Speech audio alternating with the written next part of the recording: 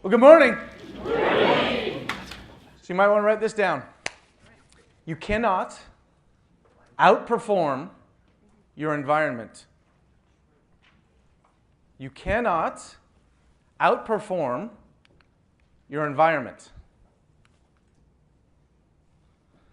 This is one of the first concepts that I learned that's made one of the biggest differences in my life and my business. And for 19 years, I've been using it to coach entrepreneurs, business owners, and professionals just like you guys. And this is where it comes down to. I can't make it any simpler than this.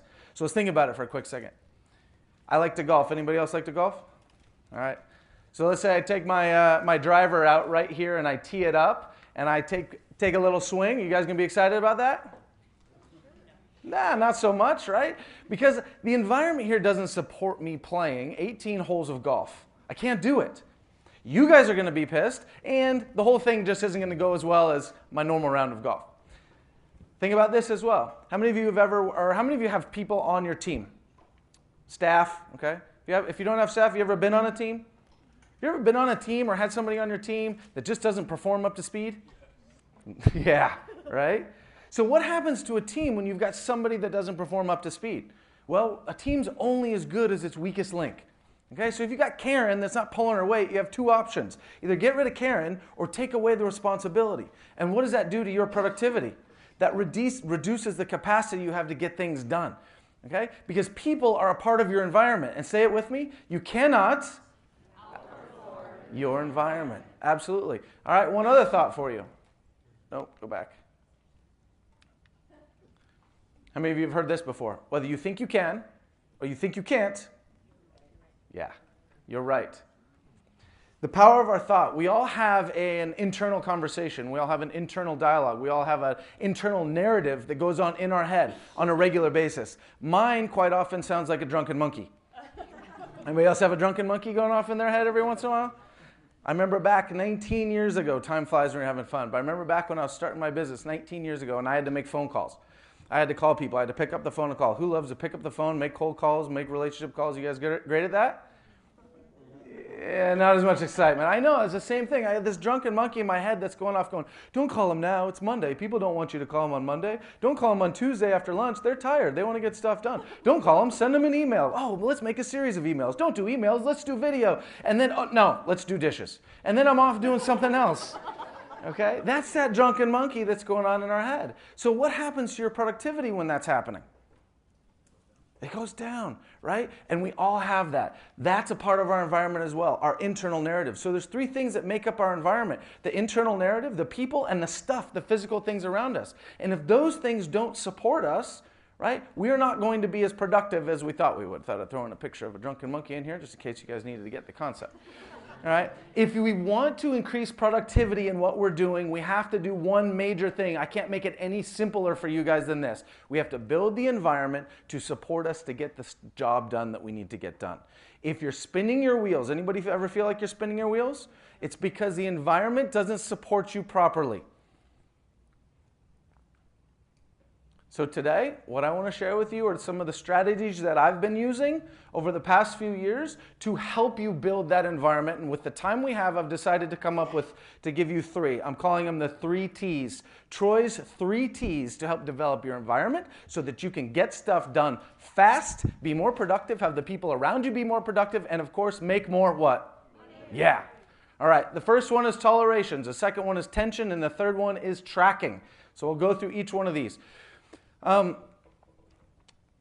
There's two basic ways to improve the environment, okay? One is to reduce the amount of distractions, the things that get in your way. In my world, we call those tolerations. Those are the things that are unfinished, incomplete, we don't like, we want changed, and we wish were different.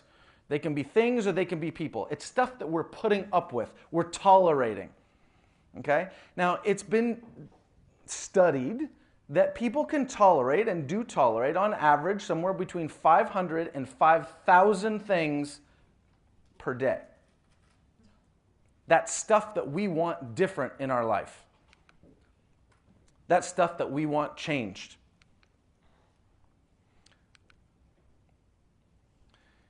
How many of you at the end of the day sometimes feel like you're a little bit worn out, tired, exhausted? Yeah. Well, a few years ago, I had a client, we'll call him Jim, and Jim was a financial planner. Jim was working on growing his financial planning business. And in working on growing this business, I realized he was running around kind of like a crazy squirrel all the time. And I asked him, I said, it seems like you've got a lot of things going on in your life. Do you ever feel tired or exhausted at the end of the day? And he says, yeah, I do all the time. And I said, but with all these things that are to manage, don't you feel like if you were able to clear those up and get some of that stuff out of the way that you'd be more productive? And he says, yeah. He says, but that's one of my superpowers. That's one of those things I'm good at, is I can handle a lot of stuff. You see, I see a lot of people that kind of wear these tolerations, these things that are incomplete, as a badge of honor. Like they think they can get around day after day and say, I'm really good because I can conquer a lot of things. I can drag a lot of stuff with me and still be effective. Anybody feel like that? Yeah? Anybody just doing that on accident? Yeah. Well, what these tolerations do is I said to him, I said, look, we're going to change this whole philosophy. I know it feels like it's a strength of yours that you've been able to do this and endure this over the years, but I think we're going to change that. And we're going to change that because one of the things I've noticed when it comes to these things that we're tolerating is that the more we tolerate, the more we have to manage. And the more we have to manage, the less energy we have at the end of the day, the more energy we're using. And the more energy we're using on activities and actions that are incomplete that we want different, right? The more we end up like this. Because with the less time we get to spend on high value activities. So I said, what I want to do is I want to help you to create a life where you are toleration free. You don't have anything that you have to worry about that's incomplete, unfinished in your life. He goes, yeah, right. I said, I think you can do it. He says, I'm not sure I can do it. I said, if you can do it, I think at the end of the day, you're going to end up like this. Right? Being able to focus on high-value activities, feeling confident, and being able to get a whole lot of stuff done because you're not dragging around these weights. And he says, man, isn't that just kind of the way it is, though? Isn't that just the way it is that there's going to be unfinished things in your life, that incomplete stuff that you're going to have to work on, that you're going to have to fix? And I said, I don't know. Isn't that kind of up to you? What do you think? Do you need to have those things in your life? Or could you do it a little different? And I said, I think you could do it a little different. And I think since you've hired me to be your coach, you should trust me. You want me to be right, not you. Because if I'm right, you win. If you're right, I guess you keep doing what you're doing. He goes, all right, I'm in. That was good. So we moved on, right? We started working through his tolerations and clearing them off. So I want you guys to get this point, that there is a law of tolerance. And I think I'm pretty much the one who claimed it as a law. It's been a concept for a long time, but I said, you know what, this is like gravity. Gravity is like a law, and I think this is just the way it is. What you put up with is what you end up with. If you're willing to put up with having a messy desk, what are you going to get? Messy desk. If you're willing to put up with dirty dishes in the sink, what are you going to get? Dirty dishes in the sink. If you're willing to put up with staff that shows up 5 minutes late, you get... Right, staff that shows up 5 minutes late. That's because that's what you're willing to tolerate. If you don't want it, change it. Do what I call lowering the bar. Right? You can say, Coach Troy told me to lower the bar. Bring it down a little bit. Tolerate less in your life. If you tolerate less in your life, you can have more of what you want in your life. Give you a second if you want to write that one down. If you tolerate less in your life, you'll have more of what you want in your life. So this is what I did with Jim. We started lowering the bar. So I'll show with you a couple steps to help you eliminate these tolerations. Here's the first one. You just have to decide. I'm going to live my life toleration free. I'm going to eliminate this stuff. I got to go to work on it. Second piece of this is then to make a list. Look at all the environments of your life, your home, your office, your car, the people around you, and make a list. Just jot them down. Here's all the things I wish were different, I want changed or improved. This is very cathartic. It can be a little scary for some of us because the list can get lengthy. Don't worry about it. Okay? Don't worry about it. Let's just get it out of your head. Most people are dragging around so many incompletes, these weights in their life, that they don't even know what they are. They're just there taking up space, using up energy every day. Okay, so decide, I'm going to live it differently. Number 2 is make a list. Number 3, start small. Start with the little things first. How many of you have ever cleaned off your desk? How good does it feel? Right? How good does it feel? Then you walk in the office and you're like, All of a sudden you're more creative, you got more energy, you're not looking at it going, oh crap, well I'll push this aside and then this aside and then I'll just kind of work in this little itty bitty space. No, once we start small, get something cleared off like your desk, okay? Get it off of your chest, you're gonna start feeling better immediately. Now here's the key with this. When you're eliminating something that you're tolerating, we need to make sure it's gone for good. It's gotta be gone for good. We can't have it come back the next day. All right, very quick little story. When I was starting my business, I had my office I had a 2-bedroom condominium, and my office was in my bedroom. And my bed was a part of the whole office, my desk. And so if my bed wasn't made, which you can ask my mom, I've never made my bed really in my life, but if my bed wasn't made, it was a disruption to my productivity because I couldn't put my work and papers or whatever I needed on there. So I had to create a way to make my bed. And I couldn't just do it one day. Monday didn't work if I didn't do it Tuesday, Wednesday, Thursday. I had to create a system, a process so that it happened to me every single day and I didn't have to think about it. So I went to my coach and we talked it through a little bit. It wasn't really difficult. And he said, why don't, you take a shower every day, right? I'm like, yeah. He goes, well, when you turn the water on, how about when the water's heating up, go make your bed. I was like, brilliant. Guess what? I showered today. Guess what else? My bed's made, right? It's a system. It happens. Okay, if you car need to get oil change every 3 months or 3,000 miles, once you get it changed, schedule it, put it in your calendar. That way it shows up. You don't have to think about it again. Okay, so create a system or a process. This is what the most successful people in the world do. They have these systems and processes designed to help them reduce the distractions, reduce the tolerations. And then the fourth thing is build momentum. So as you focus on one, you'll get more energy. Okay, you clear one off your plate, you don't have to deal with that again. You'll have more energy to tackle the next one.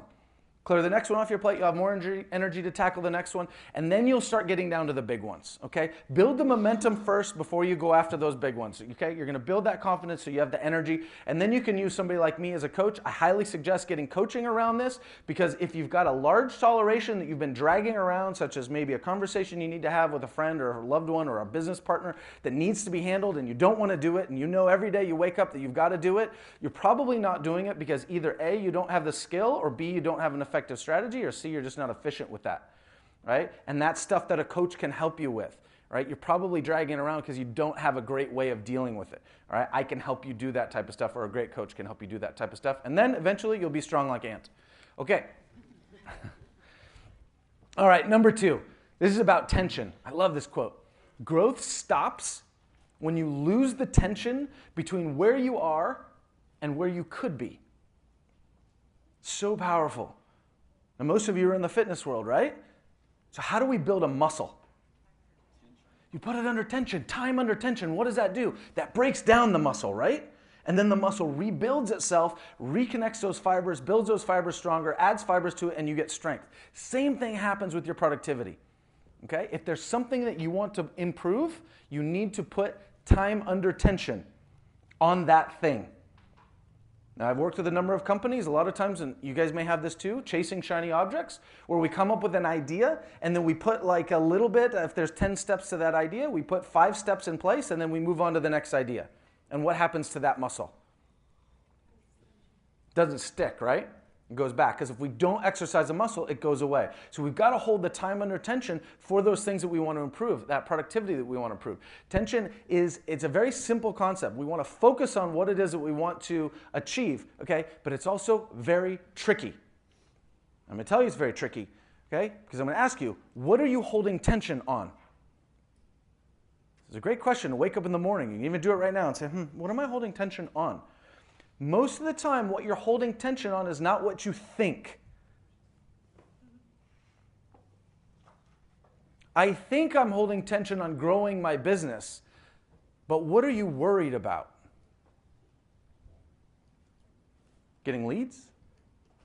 Finding staff to fill the classes? Completing sales? Having enough time in the day? How many of you have ever said, I'm starting to get a little burnout? Whoops. That starts the momentum ball rolling. How many of you have ever said, too much to do. I wish I don't have enough time to do everything.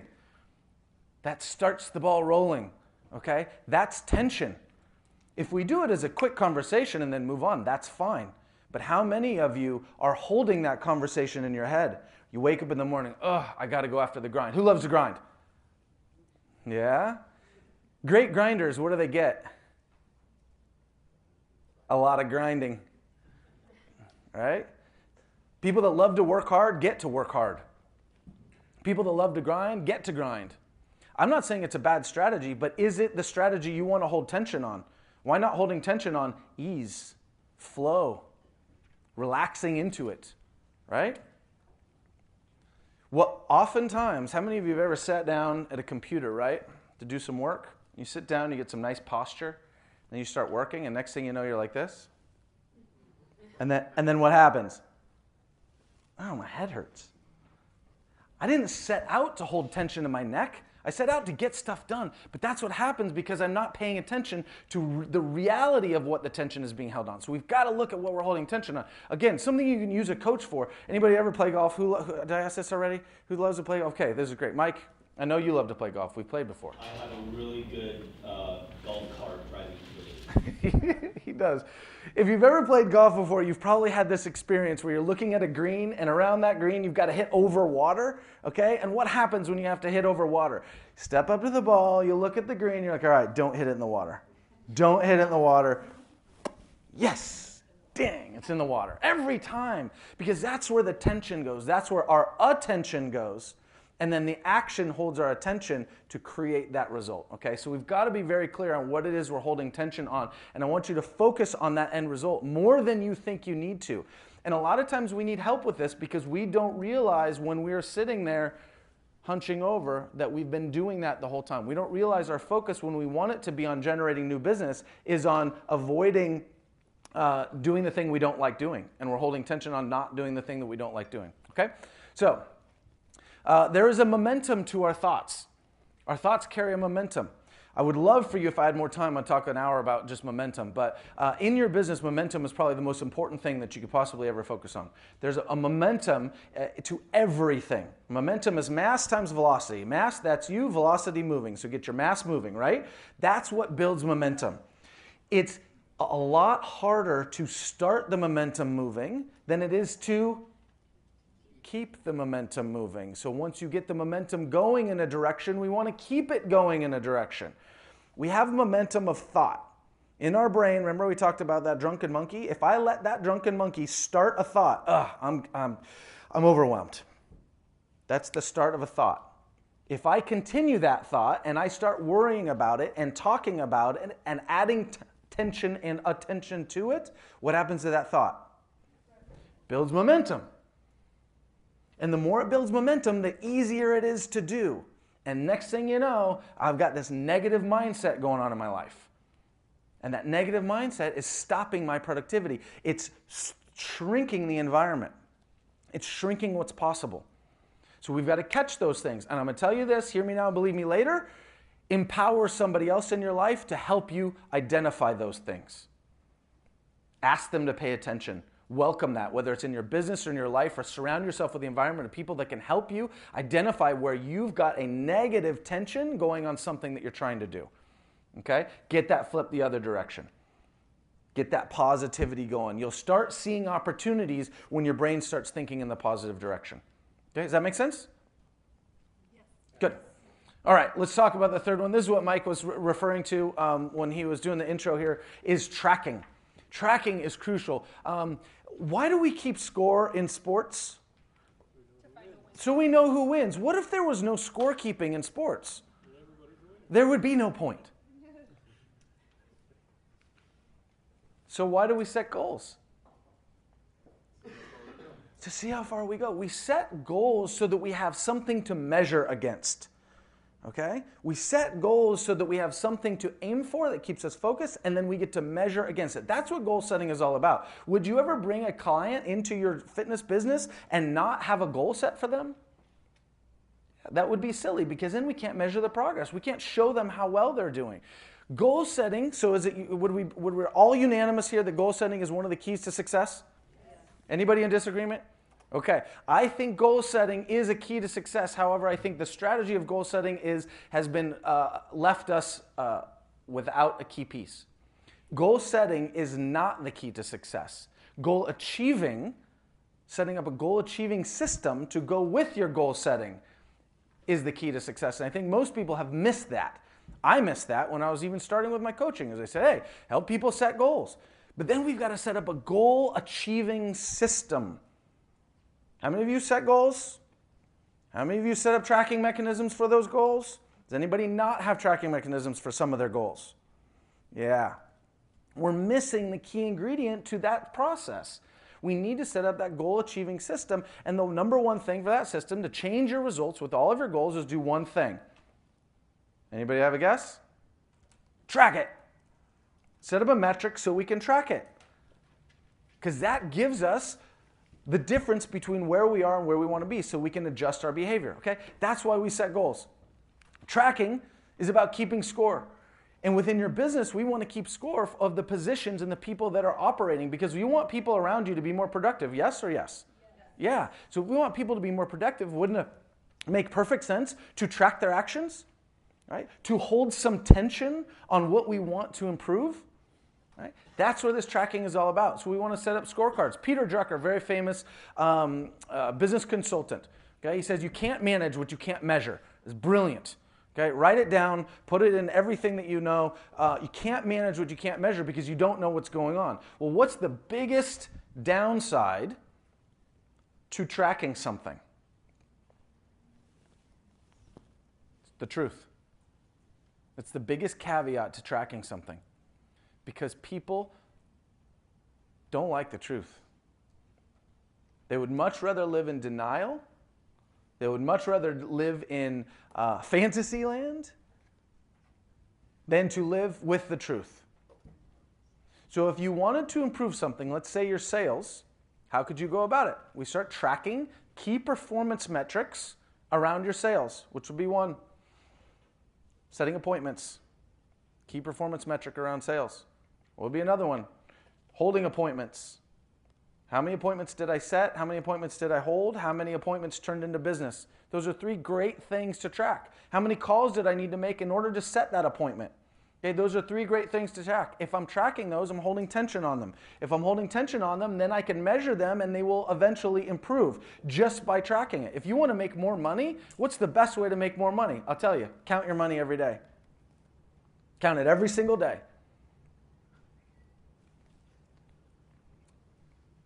How many of you love looking at your credit card balance? Most people don't because that's the truth, right? We avoid that. We've got that avoidance process. So if you want to improve those things in your business, my suggestion is setting up for each of the positions on your team to set up a tracking mechanism, a scorecard, a way to score the activities and the results that you want to produce. Now, before you do this, I think there's an exercise for you to do, and that would be for you to do it first for yourself and your position and the high-value activity that goes on with your position. Because as you do that, and let's say your goal is to add new business into your practice, and you decide, I need to make 20 calls a day so I can schedule 5 appointments, and out of those 5 appointments, I hope to get 1 deal, and you start on Monday, and by the end of the day, Monday, you've got to write down a number of how much you've done, and that number is 0, you're going to feel like this. And that drunken monkey is going to go off in your head, and there's going to be a great chance that you're just like, screw this, I'm not doing it. Because we would much rather not play than lose. Just look at all the people that don't come into your business. Especially when you say, look, I want you to start tracking what you eat. Yeah, they don't want to write down that they had 2 bags of Cheetos, a whole pint of Ben & Jerry's, and half of a chocolate cake. They don't want to because the truth hurts. It's scary. It's painful. And if we want to ask people to do that, I think we need to step into that role and go through it and have the experience of what it's like to write down those zeros and to experience that failure and then decide what we're going to do with that. So if you want to implement really good tracking mechanisms, I've got a formula I can go through with you. Pretty individual or specific for what you have on your team and who's going to be on it, but I can walk you through it. But I will give you a couple steps that I think are crucial in order to make it work, okay? Because we have to understand how people work, right? And people are going to more live in denial and avoidance than they are going to go after what they want. So here's a couple steps. Yeah. Number 1, I think it's really crucial to adopt a core value within your organization around being accountable. How many of you have core values clearly identified in the business? Awesome, awesome. If you don't, that should be one of your very first next things to do. And again, that's a whole nother hour presentation. But adopting a core value in your organization around being accountable, okay, starts bringing that into the conversation. What does it mean to be accountable? We start attracting and bringing up accountability within the organization. And how many of you would like to have the people on your team that are accountable? They take a responsibility, they're accountable to themselves. Yeah, everybody would. If we don't bring that up as a part of the conversation, likely it won't bring itself up. Okay, that makes sense? The second thing that we want to do is we want to have a discussion with your team to make a plan for when people perform below their target. In other words, what do we do when we fail? Not if we fail. When we fail. Because somebody is not going to do this at some point, and hopefully it's you first. So you can take ownership and you can share that. A great power of, a great leadership quality is humility, being able to have some self-deprecating humor and being able to handle the failures. So if we have that conversation with people ahead of time, okay, we can set up and let the team set up the strategy of how we want to handle it together. That will boost enrollment of the whole process. This is really crucial when you start installing these tracking systems into your business at first. When you do it at first, you've got to deal with a team that has a culture that's already been established, and you're going to change that culture. Once that culture is changed, and these are 2 steps to help that. Once that culture is changed, okay, then the new people that come into that existing culture, it's a lot easier. All right, so it gets easier. Why? Because of momentum. And the third thing, and this is going to confuse the crap out of you. I love this, though. This is great. Self-correcting circles. Okay? Self-correcting circles are basically, here's a really, really quick, easy process. Okay? This is a sales, design, and install process. If you follow the outer circle out here, it goes, sales sends information to design, design sends the plans to install, install installs the job and sends a complete report to sales. Okay, that's the whole process of how it goes. If we set up self-correcting circles, we would set up scorecards or tracking mechanisms where sales sends the information to design, design then reports back to sales with their scorecard so sales can verify the accuracy. Okay? Design sends the plans to install, install reports back to designs with the proper execution, a scorecard that checklists their execution so that design can check them. You get it? Each one moves in a circle and each department checks the next department. If you do that, you get yourself out of the way. You don't have to be the responsible party. Okay? And they start checking themselves. If you have a business set up of self-correcting circles, you're going to be vacationing on a beach. Cool? Cool. All right, so very quick summary. You can't manage what you can't measure. Where you hold tension is where you're going to improve. Tracking is going to support that consistent action. Tracking is going to help you hold that tension. And when you eliminate the tolerations that are interrupting your focus, when you lower that bar, you're going to be able to perform more, get more stuff done, have more energy at the end of the day. You're going to get more results. That momentum is going to build. And in the end, you're going to make what? You guys have a great rest of the day.